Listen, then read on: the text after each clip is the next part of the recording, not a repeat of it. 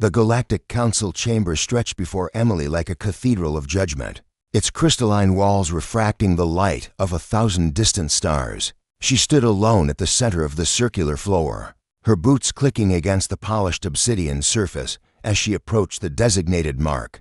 Around her, arranged in ascending tiers, sat the representatives of 47 alien civilizations, each more ancient and supposedly more advanced than humanity. Emily Chen, Earth's youngest ambassador at 28, had not expected her first appearance before the Council to be under such circumstances. Back on Earth, her colleague and friend Erling Halvorsen had warned her about this moment during their final briefing. "They're going to try to humiliate us," Erling had said, his Norwegian accent thick with concern as they sat in the dimly lit preparation room. "The preliminary reports suggest they view humanity as barely worthy of acknowledgement." Emily had simply smiled at him, that particular smile that Erling had learned meant she had a plan. "Let them try," she had replied.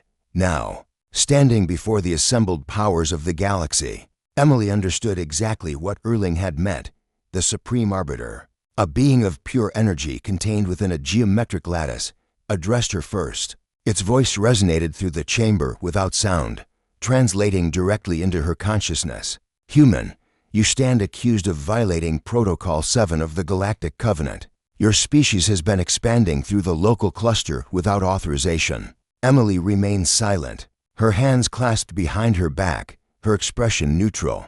A creature resembling an enormous mantis, its carapace gleaming with bioluminescent patterns, clicked its mandibles together. "The humans are children playing with fire," it announced. "They have achieved faster-than-light travel for barely 3 generations. Yet they presume to colonize as if they were equals to the ancient races." Murmurs of agreement rippled through the assembly. Emily noticed several species she recognized from the diplomatic briefs. Erling had prepared the Vraxi Collective, the Thought Weavers of Andromeda, the Crystalline Chorus. Each had existed for millions of years. Each regarded humanity as newcomers at best, pests at worst. "Your mathematics are primitive," declared a floating brain suspended in nutrient gel. "Your understanding of quantum mechanics is laughable. Your societal structures are chaotic and inefficient. You wage war among yourselves," added another voice, this one belonging to a being made entirely of light. "You poison your own world. You cannot even achieve unity among your own species. What right have you to reach for the stars?" The insults continued, each representative taking their turn to catalog humanity's failings. Emily listened to them all, her face a mask of calm professionalism. She thought of Erling, watching this broadcast from Earth, probably pacing in his office, his fists clenched in frustration. She thought of the billions of humans who had worked so hard to reach this moment, to earn their place among the stars. Finally, the Supreme Arbiter spoke again. "Human Emily Chen, the Council has deliberated. The evidence of your species' unworthiness is clear. We hereby decree that humanity shall be restricted to its home system for a minimum of 5,000 years. Your faster-than-light vessels will be impounded. Your colonies will be dismantled. You will remain confined until you have evolved beyond your current primitive state." The chamber fell silent, waiting for her response. The assembled civilizations expected pleading, perhaps anger, maybe even tears. They had seen it all before from younger species who had overreached. Emily took a single step forward. Then, slowly and deliberately, she raised her right hand, extending only her index finger upward. Confusion rippled through the council.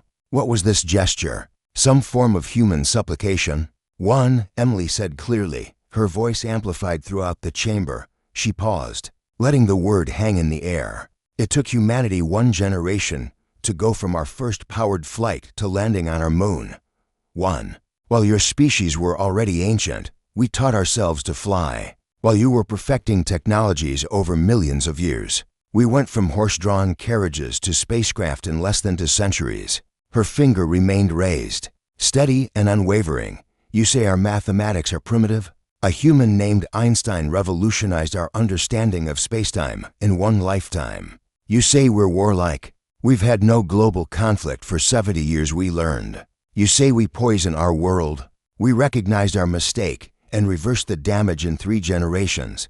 Emily's voice grew stronger.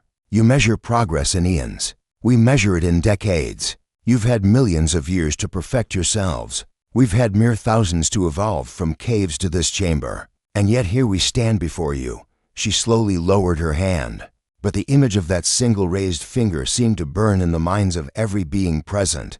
"You want to confine us for 5,000 years?" Emily continued. "In 5,000 years, your civilizations will barely have changed. But humanity, in 5,000 years, will either be extinct because we push too hard, burn to bright, or will be something you cannot imagine. Because that's what we do. We don't wait for evolution. We force it. We don't accept limitations. We break them." The Supreme Arbiter's energy matrix flickered with what might have been uncertainty. "You call us primitive," Emily said quietly, "but you forget what it means to grow. You've forgotten what it's like to hunger for knowledge, to rage against ignorance, to refuse to accept that something cannot be done. You've had millions of years to become complacent.